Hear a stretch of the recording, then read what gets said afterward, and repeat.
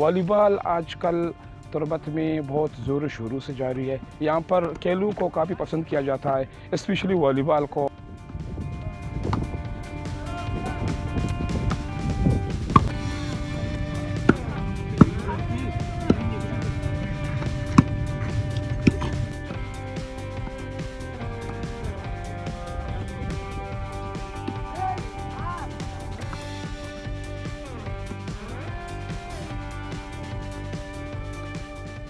और वॉलीबॉल इलाके में बहुत ही ज़बरदस्त पसंद की जाती है, क्योंकि इसकी वजह जो कदीम ज़माने में खेली जाने वाली खेलों में से वॉलीबॉल सबसे अव्वल में आता है।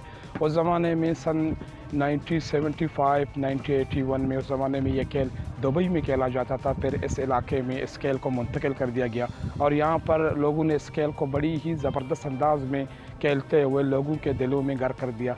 लेकिन बहुत ही बेहतरी आई हुई है और छोटे छोटे खिलाड़ी, नौजवान खिलाड़ी इस खेल में बड़े शौक़ से हिस्सा ले रहे हैं और वॉलीबॉल का मुस्तकबिल यहाँ पर काफ़ी बेहतरीन दिखाई दे रहा है। तो हमारी यही कोशिश होगी कि इस खेल को और आगे लेके जाएं ताकि इसमें और नौजवान खिलाड़ी हिस्सा ले सकें, ताकि इसमें और बेहतरी आ सके।